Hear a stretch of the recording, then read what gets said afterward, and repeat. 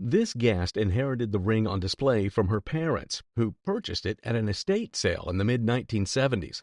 And the ring was actually bought at an estate sale back in the 40s or 50s by a couple that I considered surrogate grandparents. And when the wife of that couple died, my parents purchased it for $500 in the mid-70s. The ring is adorned with old European cut diamonds, which are round with an open cullet.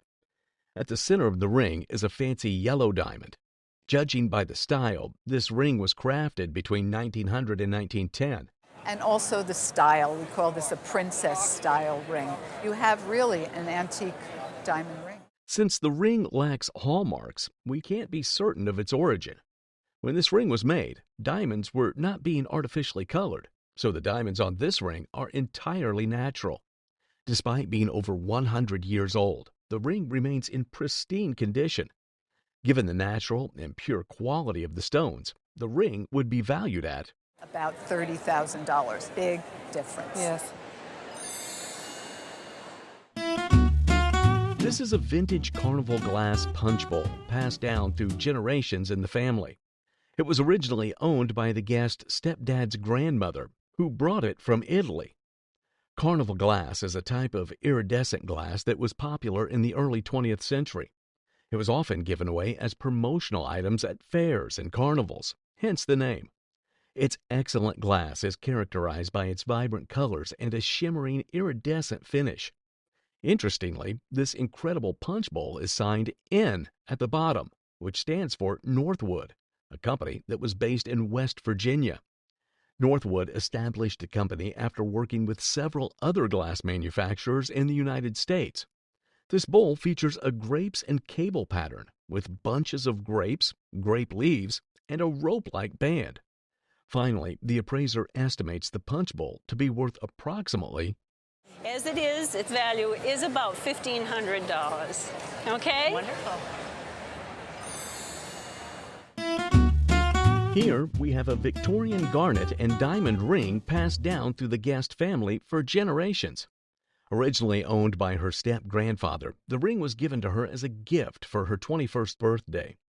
This astonishing ring features a central garnet surrounded by a halo of tiny diamonds. Its excellent garnet has a distinctive purple hue, similar to a ruby, but with a more purplish undertone. Blue enamel accents, commonly used in Victorian jewelry, complement the stones. One of the unique features of the ring is its transformable design. It's like a concertina, and there, instead of just having a ring, A bracelet. it's a lady's bracelet. It can be worn as either a ring or a bracelet, thanks to a concertina-like mechanism. An evaluation revealed that the ring is from the early Victorian period, around 1840 to 1850. Given its design, condition, and sentimental value, the appraiser values the ring at between, I think in auction, £1,000 to £1,500 for Yes. it. a remarkable piece of military history. The banded drum of the Grenadier Guards Regiment is at the heart of a fascinating tale. These drums, adorned with the regiment's iconic badge, symbolize regimental pride and lead the column on parade. Surprisingly, this drum was sold by the regiment itself. To raise funds for the family of fallen soldiers, the regiment sold off much of its property, including this drum. In addition to the drum, the collection includes an admirable group of medals. Notably, there is a military cross, MC, 2 First World War medals, and a Second World War Defense Medal. MC stands out as a testament to gallantry, awarded after the guest father visits Buckingham Palace to meet the king. And in which war was that? Oh, the First World War. Nearly all of them were killed. 70% of the men were killed. This extraordinary collection, steeped in history and personal significance, is valued at approximately Between £3,000 and £4,000. It's a fantastic story, and Yes. I hope one day it might speak again. Thank you very much. A lifelong passion for Subbuteo evokes nostalgia for its post-war origins as an iconic table football game. In 1947, engineer Peter Adolph invented Subbuteo by experimenting with a weighted half sphere that stayed upright when flicked. This simple concept became the foundation for the Subbuteo players, leading to the creation of the beloved table football game. Adolf faced a challenge in naming his invention, as common terms like table football were already in use. Inspired by his favorite bird, the European hobby falcon, he named the game Subbuteo after its Latin name, Falco Subbuteo. Subbuteo was a grassroots operation with minimal production capacity in its early days, yet demand quickly grew. And Peter had organised local families within the Langton Green, Tunbridge Wells area to hand paint the flesh-coloured players. With no pitches available, Adolf recommended that players use blankets and chalk to create their own playing fields. I've got my star striker. Okay. Here we go. Okay. Are you ready for this? I'm ready for it. Hand-painted quirks like wonky stripes or misplaced hoops boost collectible value. Rarity is crucial in Subbuteo's collectability, with early hand-painted teams fetching over to find the Scottish teams in good condition. And what sort of value would we be talking about on a box? 100 plus for an individual team. The couple presented a captivating diorama to be appraised. This fantastic piece, reminiscent of a fairy tale, carried a fantastic world of painted scenery and miniature creatures. It had been originating from a friendship forged between the woman's grandparents and a kind old gentleman. This connection led to the discovery of the enchanting piece. Additionally, this incredible piece reflected a period when fairies were a popular subject. It offers a much-needed escape from the hardships of industrialization and war. And they're all designed so when you look through it, you get more and more of a 3D effect, and that very back painting also gives an illusion of further depth. Additionally, the inclusion of a botanical painting signed by Lillian Snelling added a layer of depth to the piece. At auction, the appraiser estimated its value to be around I think it's worth a lot. I think it's fabulous. I would say £10,000 at least. A unique Japanese Inro, cherished for over 20 years, was a gift from a mother who loved animal-themed items. This 19th century Inro, a Japanese container for small objects, is a fine piece of traditional art. And then up to the netsuke, and the whole thing is worn all like that. Oh, right, so you actually walked about with it. The Inro is crafted from lacquer, made from the toxic sap of the Japanese sumac tree. Once processed, lacquer becomes inert and is beautifully used in art, including on food dishes and containers. This Inro features a stunning lobster or crawfish design, possibly by a top lacquer artist from the late 18th century. Adding to its uniqueness is the netsuke, a small curved toggle used to secure the Inro to a sash. Designed as a house or hut, it features an unusual soapstone plaque with an inscription. Even with some uncertainty about the exact artist, this Inro is valued between... Even if it's not, it's worth £3,000 to £5,000. Oh my God. A remarkable Chinese bronze vase, gifted by a grandfather in recognition of years of hard work, carries a fascinating history. Originally used as a doorstop, this vase, acquired from a Cranford auction house, is a rare artifact from the Yuan dynasty.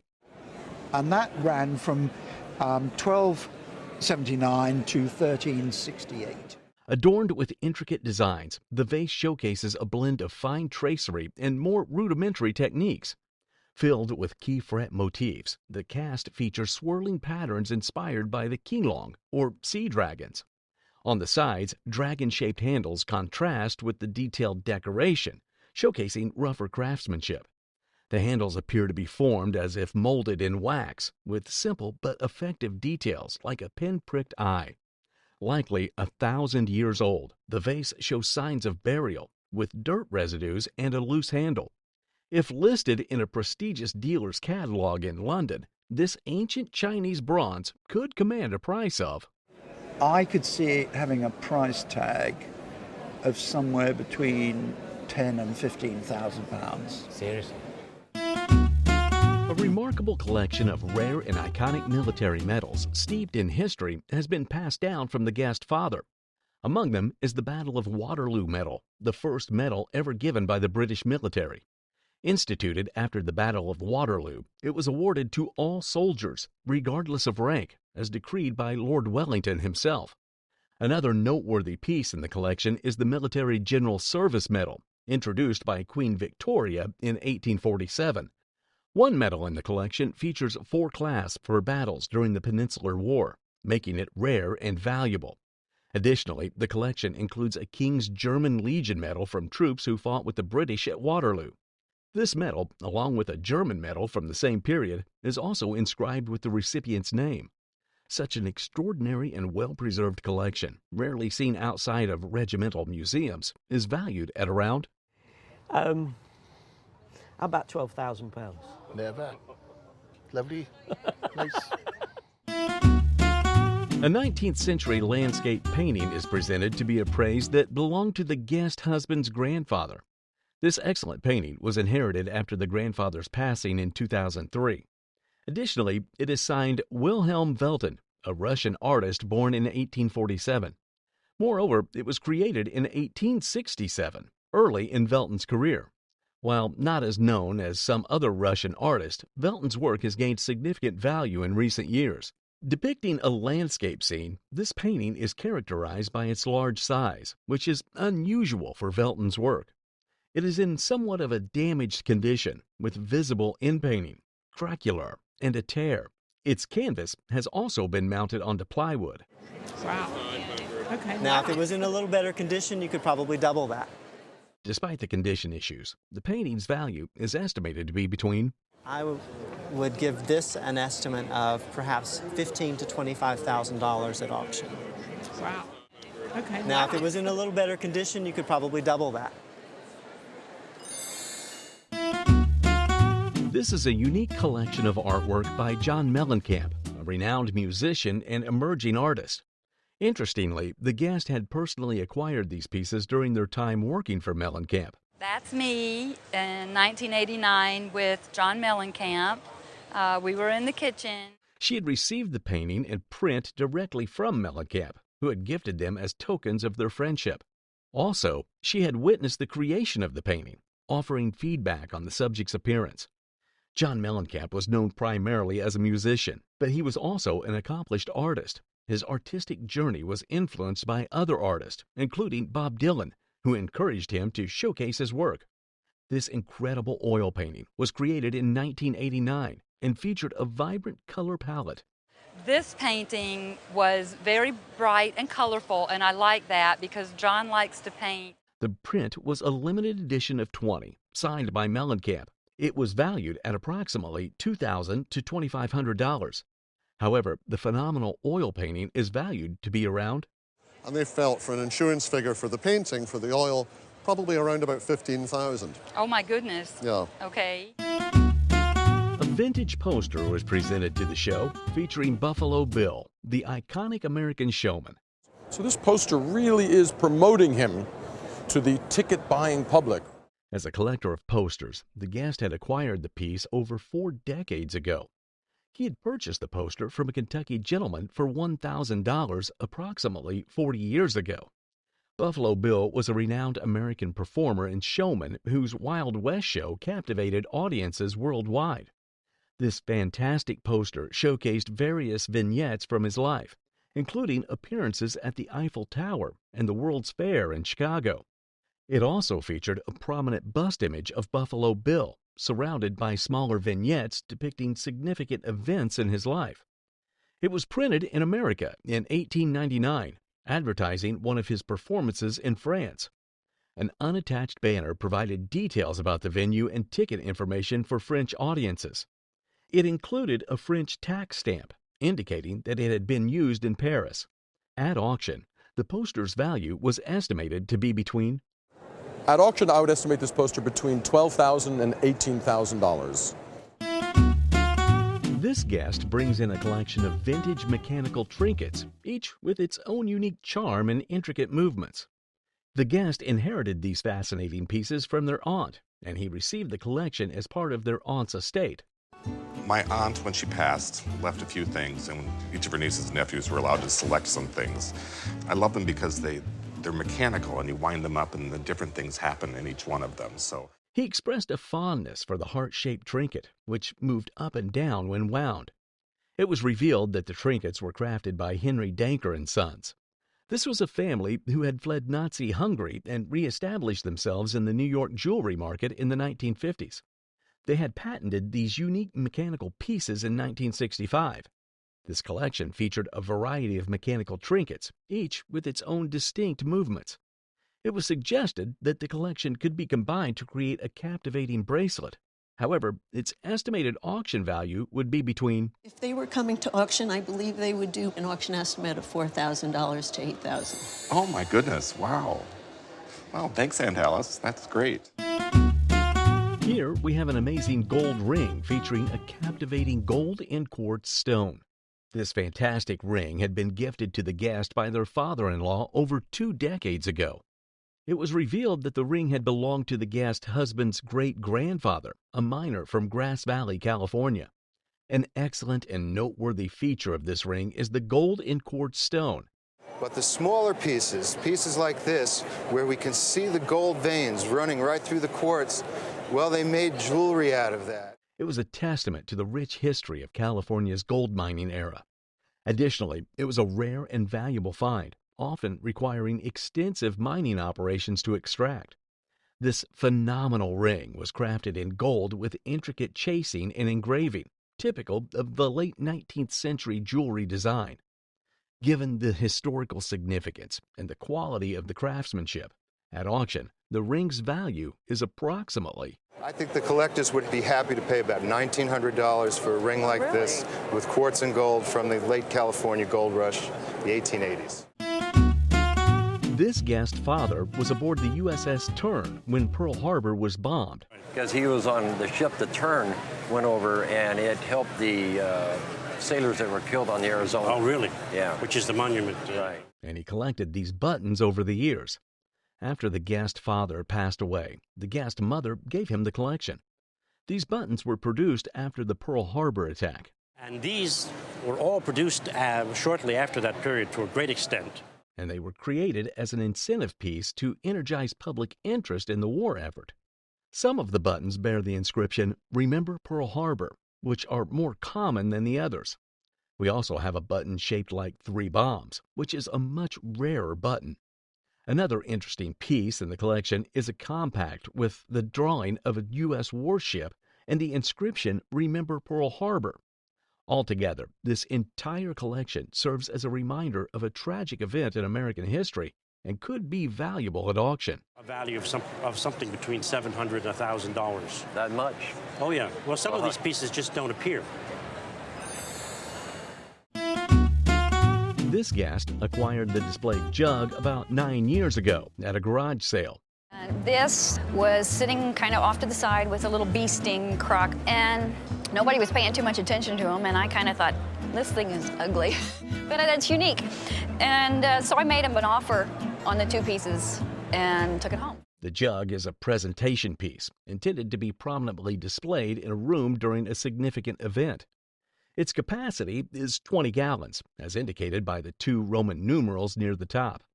Furthermore, the jug has a relatively early form, dating back to around 1860. The use of blue ship glaze on the front and Albany slip glaze suggest it was made in the Pennsylvania-Ohio tradition. Additionally, it features decorative elements, including a coleslaw mustache and beard. On both sides of the jug, beautifully crafted lizard figures serve as handles. There's a spigot at the base of the jug, and a turtle is depicted on its surface. There's a small chip on the nose of the decoration at the front of the jug, along with some hairline cracks. But despite these condition issues, this jug remains highly valuable, and it's estimated to be worth... The jug is probably worth in the area of, what, $30,000 to $50,000. Oh, my gosh. Or more. I'm floored. It's a pretty good buy, I'd say, too. Yeah, I don't have anything in it. So.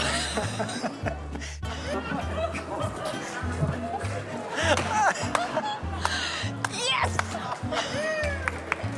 Oh, this is my 15 minutes of fame! All she knew was that it came from her great-great-grandmother's villa in Italy. The Italian Baroque Table exemplifies 17th through 18th century Italian craftsmanship. The table features rich inlay work with wood, ivory, and mother-of-pearl, a rare piece with remarkable intact details. It's actually, traditionally, this type of furniture is made in Milan, so from a completely different area. Characteristically, this type of furniture is inlaid with ivory and or bone that has been engraved. And what's wonderful about this piece, The table displays detailed inlays of hunting scenes, mythological figures, and floral motifs. The table's legs boast bold curves, scrolls, and dynamic flourishes. The table reflects Baroque grandeur, making it a statement of wealth and taste. Its grandeur spoke volumes, and the appraiser valued the item. fair value would be between $10,000 and $15,000. It's a wonderful family heirloom with a great story behind it. Our guest today brought to the show a painting by Zelda Fitzgerald. Fitzgerald was an American novelist, painter, and socialite. She created this piece for a doctor who was the psychiatrist in charge at Johns Hopkins Hospital. The guest inherited the painting from this doctor. Zelda painted it as a form of therapy after being diagnosed with schizophrenia. She was in various mental institutions during the course of the 30s and the 40s, first in Europe and then in America. She died tragically in a fire in 1948 in a mental institution. The artwork is an oil-on-canvas piece that depicts vibrant flowers. Remarkably, it still retains its original frame and is in generally good condition.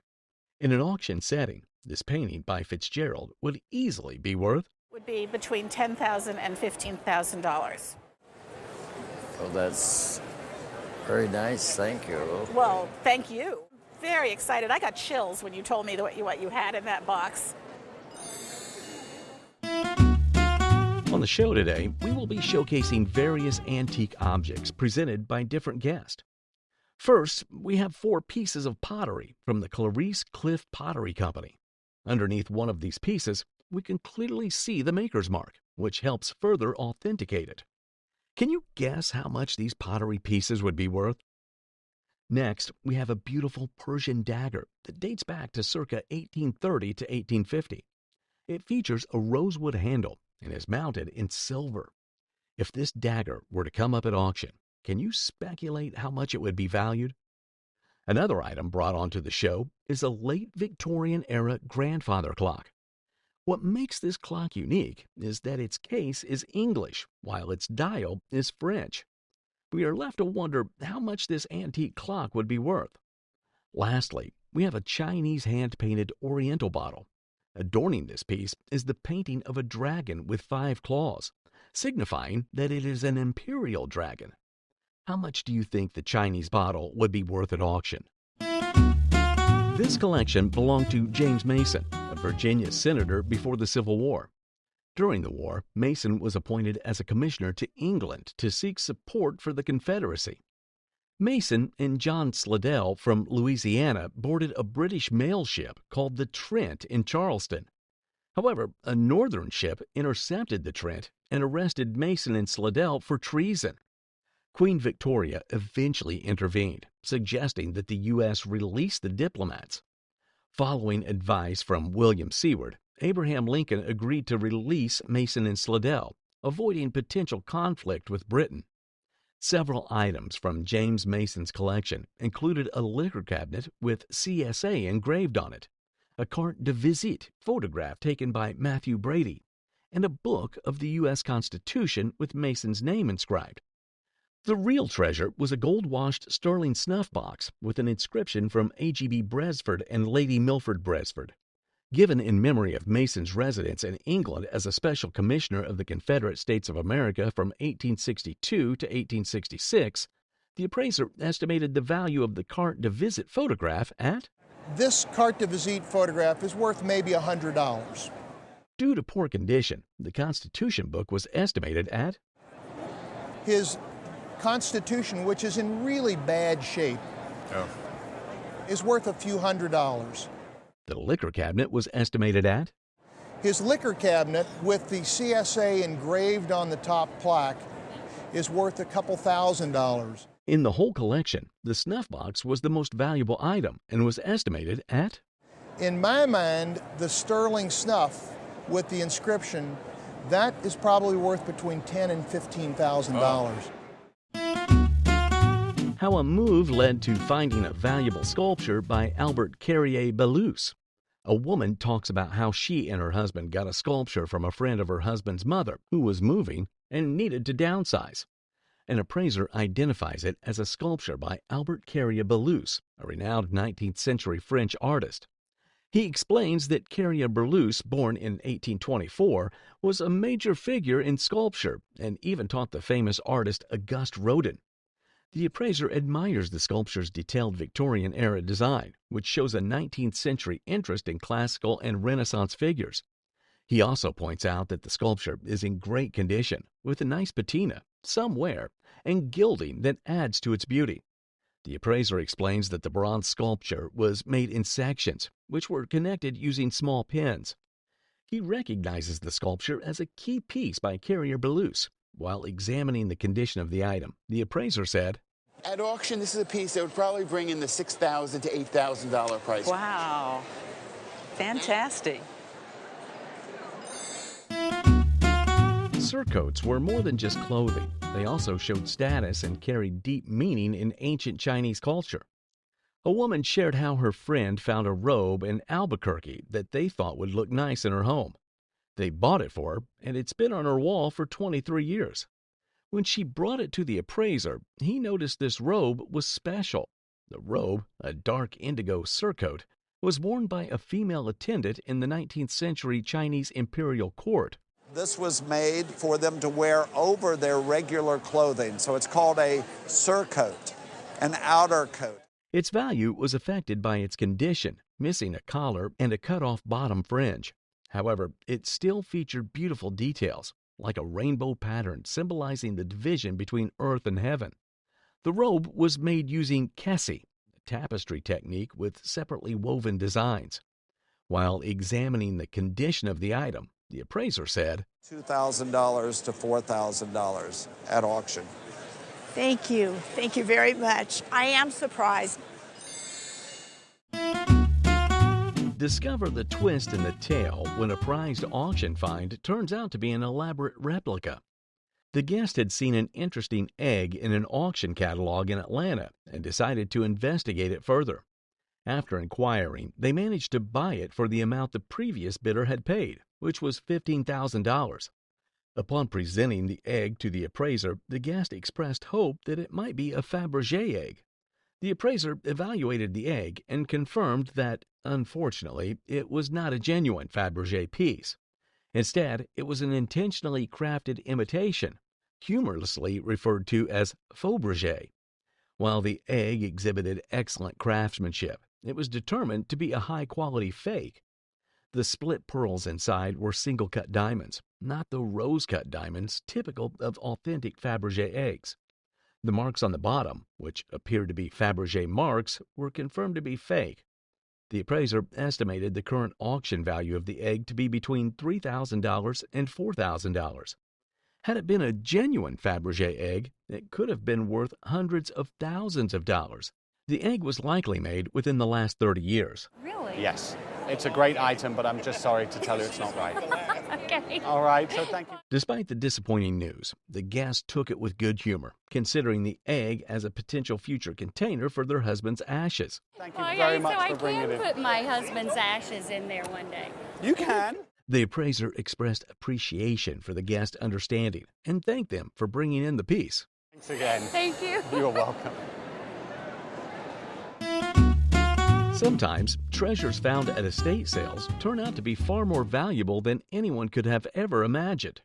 The guest stumbled upon some captivating artwork over 4 decades ago. Back in 1979, while volunteering at the Alamance County Historic Museum, the guest attended an estate sale where she purchased a collection of 4 vibrant art pieces. At the time, she paid around $8 to $10 per piece, not realizing their true nature. These are not just posters, but original maquettes, artwork created as a prototype for posters. 2 of the pieces are gouache paintings, while the third is a screen print by the renowned artist C.E. Millard, known for his work in the 1920s and 1930s. This piece, an unsigned but striking image featuring stylized flowers and lips, bears all the hallmarks of Millard's work and is likely one of his creations. The guest is stunned to learn that this decorative piece could fetch, I would say at auction, between $1,000 and $1,500. The other piece, with dynamic lines and a captivating dancer, was created by an unknown artist named Aubrey Watson. Despite the mystery surrounding Watson, the value of this artwork is, I would say between $700 and $1,000 at auction. You're kidding. Just for this one. But the true gem of the collection is the screen print by Millard, depicting an early American football scene. This rare sporting image, unseen by any appraiser at the sports table, is valued at, I think a conservative auction estimate on that would be between $2,000 and $3,000. The guest is floored, as the potential auction value of her estate sale find is an impressive. So a grand total of between $3,700 and $5,500 for the pieces that are here. That is amazing. A guest brought in a painting that had belonged to her father. The artist, Arthur Kern, had left the paintings with her father before disappearing. Arthur Kern was a New Orleans artist who had studied and lived there. In the 1950s, Kern moved to Pennsylvania to become a flooring designer. The painting brought in by the guest was titled Torso. The artist had built up the impasto in the painting, likely using epoxy or polyester resin. Kern became quite successful and had solo shows at the Ruth White Gallery in New York. His work was also exhibited in a group show at the Museum of Modern Art in 1962. Surviving paintings were likely purchased or gifted before Kern burned the rest in 1967, making surviving works rare. The guest father likely acquired the painting around 1966. The painting had an exhibition label from the Ruth White Gallery on the verso, indicating it had been sold. Early painting Torso showed Kern's initial exploration of sculpture. Despite this, the painting was estimated to be worth between, I would estimate this painting for auction at $8,000 to $12,000. Oh, wow. That's exciting. Sometimes family heirlooms hold more than just sentimental value. The guest brought in her great-grandmother's treasured Parian doll to the table. This delicate doll, which had been in the guest family for generations, was finally passed down to her about 20 years ago after being safeguarded by her mother. The guest recalls how her mother hesitated to pass it on, believing she was too young to appreciate it. The doll is a German Parian doll, also known as an untinted bisque doll, dating back to the 1870s. While the doll's face is an original piece, its body tells a different story. The body of the doll, with its gusseted leather elbows and pink bisque arms, originally belonged to a different type of doll, known as a dolly-face doll. This mismatched body and the dress, though beautiful, are not original to the doll's head. Despite these mismatches, the doll is in good condition, and it's unusual to find such a piece without any damage. However, the value lies in the head alone, since the rest of the doll is not original. The guest is delighted to learn that the doll's head is valued at, would be somewhere between $2,000 and $2,500. Wow. Nice. Good. I'm glad you like that. Let's take a look at a fascinating piece of family history, a dress believed to be colonial, passed down through generations. The guest shares how the dress, inherited from her aunt just a year ago, was said to have been worn at the 1876 Philadelphia Exposition. It was worn in a Connecticut pavilion in a colonial tableau, and I ended up with it inherited from my aunt. On examining the fabric, it is revealed to be from the late 1700s. However, while the fabric is indeed from the colonial period, the dress itself tells a different story. The lace on the dress is a modern addition, dating from the 1970s or 80s, which surprises the guest. It is suggested that the lace be removed to maintain the dress's integrity. The style of the dress, with its distinctive Lego mutton sleeves, actually dates back to the 1820s, making it nearly 200 years old. It wasn't uncommon to repurpose older fabrics to create new garments, especially when fabric was considered a valuable asset. Despite the alterations, the dress holds significant value, and in its current condition, it's estimated to be worth $600 to $800. A guest brought in a book that had been passed down from his great-grandmother to his grandfather.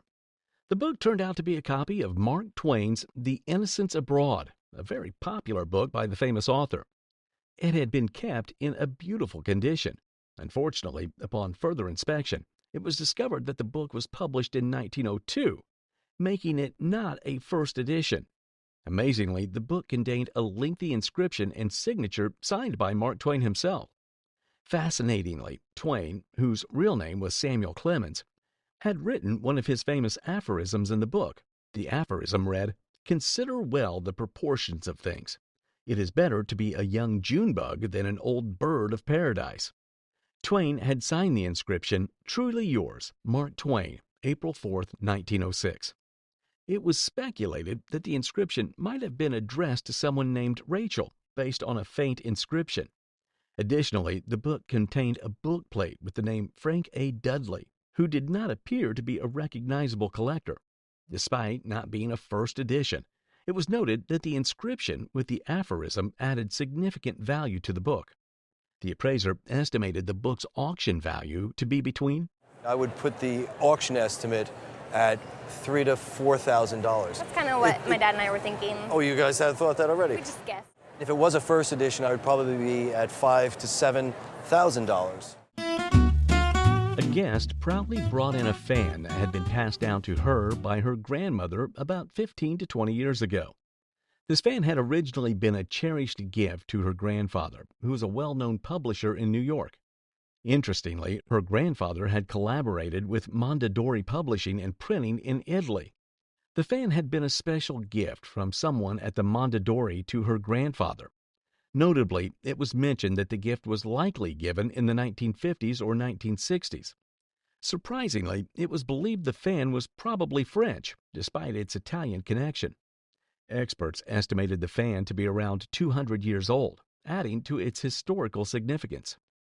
Delicately crafted features made the fan particularly valuable, including its 18 intricately decorated sticks. The silver on the fan was elegantly overlaid with gold, enhancing its overall charm. It was noted that the guard of the fan was beautifully decorated and well preserved. Curiously, it was speculated that the fan's structure could be made of whalebone. The painting on the fan was skillfully done on silk and was entirely hand-painted. Vibrantly, the colors on the fan had remained intact and had not faded over time. The appraiser estimated its worth to be around somewhere between $3,000 and $4,000. Wow. It is absolutely beautiful, and I can't thank you enough for bringing it in. Oh, that's so exciting. Thank you. That's crazy. My grandmother would be proud. Presented before us is a truly remarkable, exquisitely crafted, and captivating doll. The guest acquired it as a present from her husband's aunt. I think Aunt Betsy bought her maybe 10 or 12 years ago, but she does not remember what she paid for the doll. The doll falls under the category of automatons, also referred to as mechanical French dolls. It's a notable example of the Jumeau Company's exceptional craftsmanship. What sets this doll apart is that its mechanism, usually external, is ingeniously built into the doll's body. The head's mature features are a notable exception to the typical doll design. They're usually child-like looking faces. A further distinctive characteristic of this doll is its open mouth, complete with teeth. Despite being over a century old, circa 1880 to 1905, this doll remains surprisingly operational. And she has a surprise, of course. There it comes. Even without its original garments, the doll's outstanding condition would fetch a considerable sum of... And on the retail market, we're talking about $30,000 to $35,000. And she gave this to me? And oh my goodness. Yes. Before us stand two exquisite porcelain candelabras, truly captivating in their beauty. These candelabras were presented as a wedding gift from the guest grandmother to her daughter-in-law, the guest mother. And do you know where she got them? Did she get them here? From an antique dealer here in Atlanta. Okay. Each piece is marked at its base with the initials JP, signifying its creation by the esteemed Jacob Petit. Jacob Petit was a French porcelain manufacturer and artist.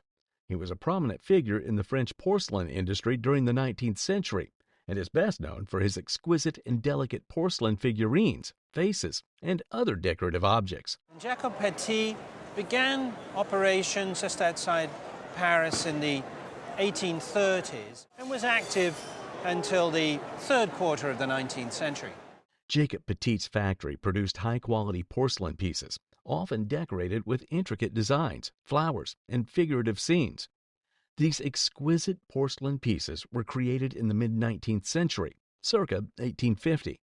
Typical of Jacob Petit's opulent style, these large and impressive pieces are highly ornamental and would command a value of, I think they'd be priced at least $3,500.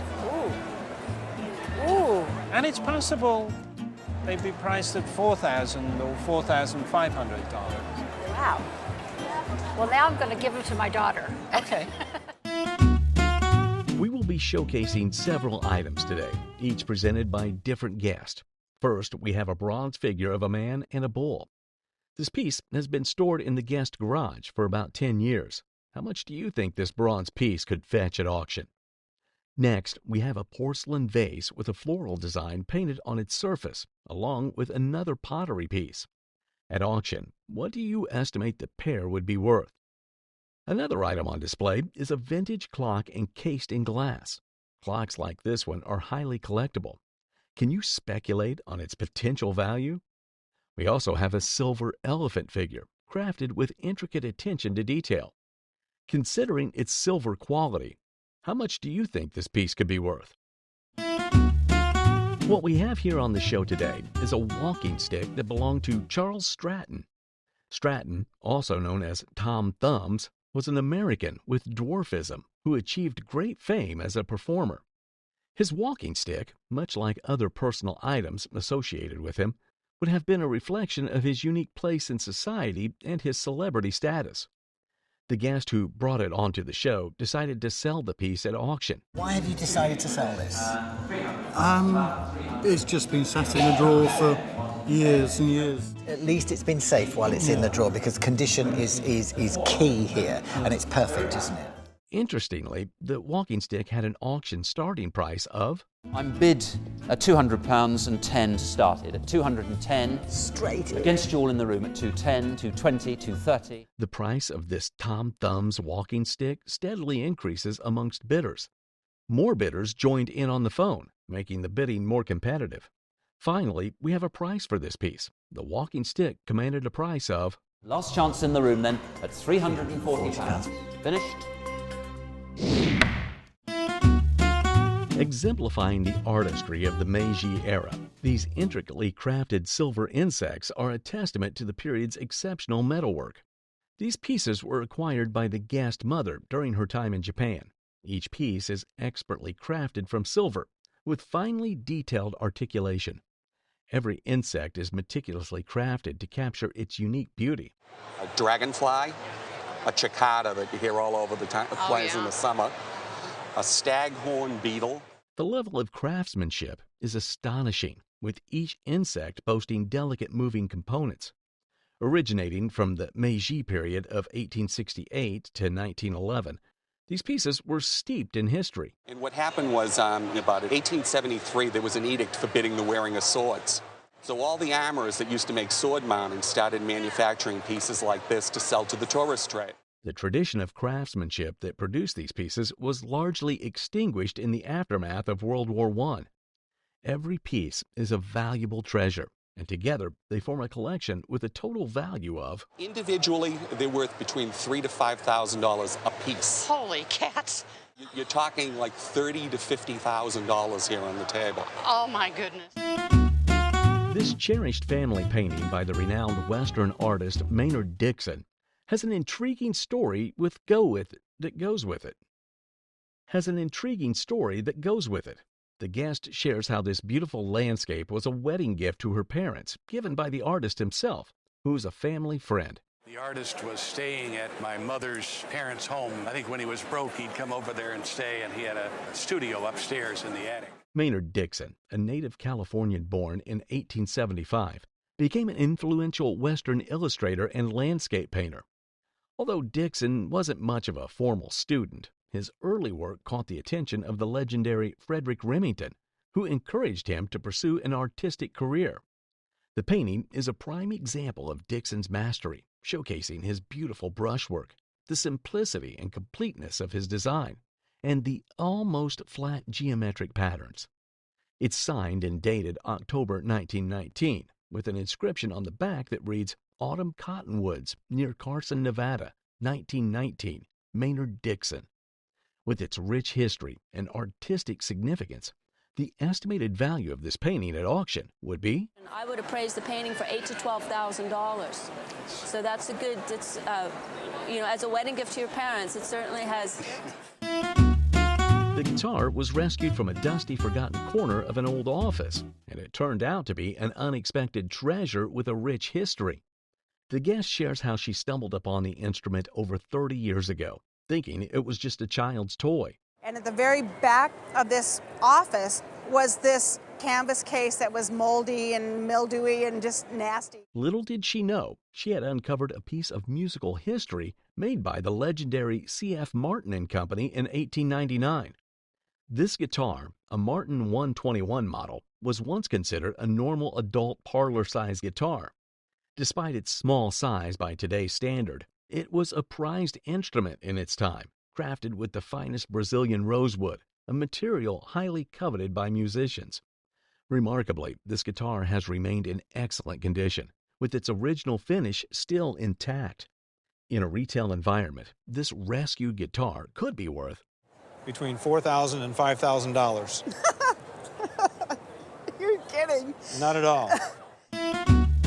A small bear from a box of miscellaneous auction items turns out to be an unexpected treasure.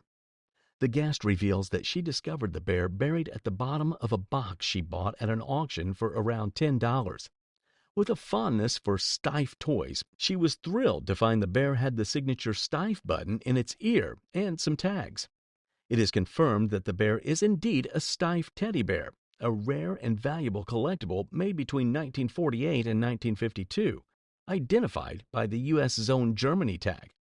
While larger versions of this bear are more common, this particular 3-inch bear is exceptionally rare. To the guest's astonishment, this tiny bear, which she found in a box of junk, could be worth between $750 and $1,000. Oh So you made a really lovely find. Oh, thank you in your so auction much. box. The guest presents a unique piece of Civil War history, a Sharps and Hankins rifle with an unexpected detail that makes it truly extraordinary. The guest reveals that the rifle was a wedding gift from his father. Upon closer inspection, it is identified as a Sharps and Hankins rifle, an 1862 model, with the serial number 1, indicating that it's the very first ever made. Sharps and Hankins produced about 8,000 of these rifles, but this specific one, with its longer barrel and factory engraving, was likely a special model. The rifle also features a unique loading mechanism and one of the first functional safety features in firearms. And the way it worked, you cocked it back and you slid the safety lever up, and that way the hammer couldn't strike the center pin. Given its condition and the fact that it is a serial number 1, this rifle would retail for about $10,000. Presented before us is a truly magnificent timepiece. While her grandfather was renovating a house, the guest mother stumbled upon this exquisite clock hidden away in a shoebox. This clock belongs to a distinct class of timepieces known as Vienna regulators. While Vienna regulators vary in size and design, this one stands out for its miniature proportions. Curiously, the clock bears no signs of identification or attribution. I've examined the movement. It doesn't even have a serial number on it, so it's an anonymous maker. Although unmarked, the clock is thought to have been mass-produced in a factory environment, rather than handmade by a clockmaker. The clock is crafted from wood that has been skillfully treated with a faux finish to mimic the appearance of rosewood. And that way they could produce a clock for a little bit less money without using rosewood. The dial itself has an enamel dial. With its excellent state of preservation, this rare clock commands a value of It dates from anywhere between 1880 to 1910. Its retail value is $1,200. Wow, very good.